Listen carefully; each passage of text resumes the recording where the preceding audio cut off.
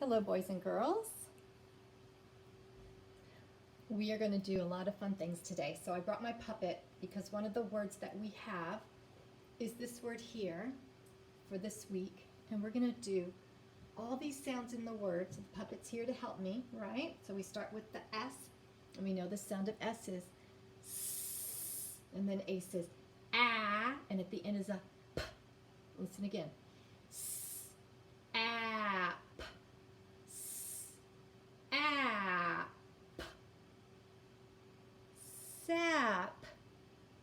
I wonder what sap is. So I kind of talked about it before. I brought with me a story, and I also brought some of the characters from my story. So this is the Pa, the Ma, the big sister Mary, the middle sister Laura, and then the two little sisters. Laura, when she grew up, all of these people were real people that lived long ago, and these are some little dolls that they made. And this little girl grew up and she became a writer. And so she wrote all these books about what it was like when she was a little girl. And these are some of my favorite stories. These were the books that got me hooked on reading. But they made them a little easier for us to read. And in it, we are going to learn all about sap. Okay, so the title of this is called Sugar Snow. Once upon a time, a little girl named Laura lived in the big woods of Wisconsin in a little house made of logs. So she lived long ago, over 100 years ago, and things were a lot different then. Laura lived in a little house with her pa, her ma, her big sister Mary, her baby sister Carrie, and their good old bulldog Jack. So they had a dog to help them, to guard them. And these are the characters from the story. They look a lot like them. Spring was coming to the big woods. For days, the sun shone and the weather was warm. All day, the icicles fell one by one from the little house into the snowbanks. So they live in a place where it snows all the time. And they live in a little cabin. It's not very big. It's probably about the size of a bedroom. And they all lived in the same place. Then one day, Laura saw a patch of ground showing through the snow. "May I go out to play, Ma?" she asked. "You may tomorrow." So Ma promised that she could go out the next day to play in the snow. Does that sound like it'd be a lot of fun? That night, Laura woke up shivering. Her nose was icy cold. Ma tucked another quilt around her. "Snuggle close to Mary," Ma said, "and you'll get warm." So they wore. At nighttime, it got really, really cold.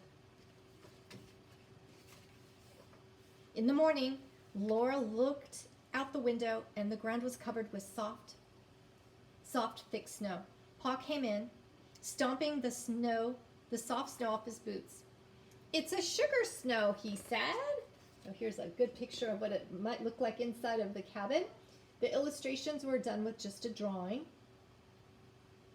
They did have cameras back then, so there are some real pictures of Laura Ingalls when she grew up and married someone whose last name was Wilder. There's some real pictures of her.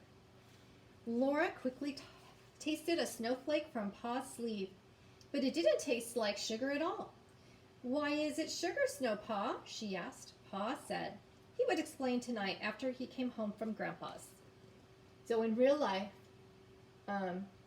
they had their grandparents that lived close, but it wasn't really that close. And they didn't have cars to get to them. They would have to go with using horses. It was late when Pa came home that night. He came in with a big bucket and two little packages. He gave the bucket to Ma and the little packages to Laura and Mary. So do you see the bucket? Kind of like a tool, isn't it? And he gave something to them.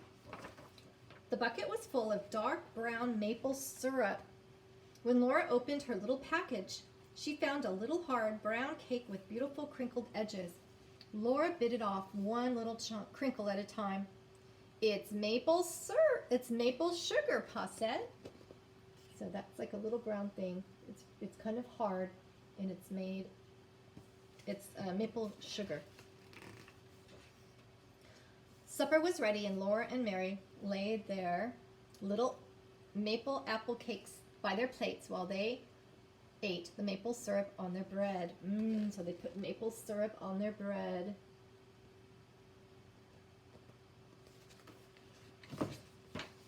After supper, Pa took them on his knee as he sat by the fire and told them about his day at Grandpa's and the sugar snow.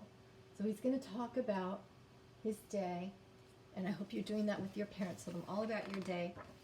Okay, so here comes the fun part. All winter, Pa said Grandpa had been making wooden buckets for the maple syrup.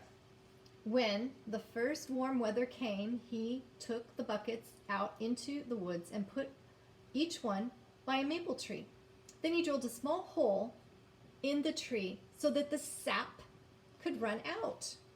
So this is what it looks like. So right here, these are buckets that are catching the sap.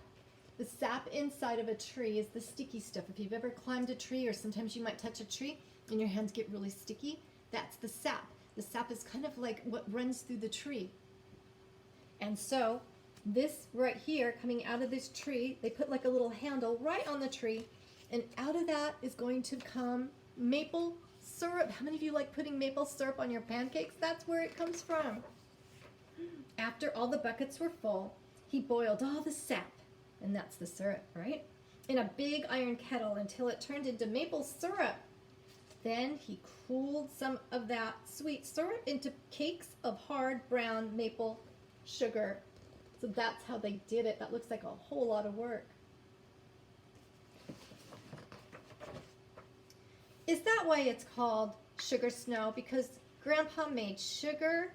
Asked Laura. No, said Pa. It's called sugar snow because a snow at this time of year helps the trees to make more sap for the syrup.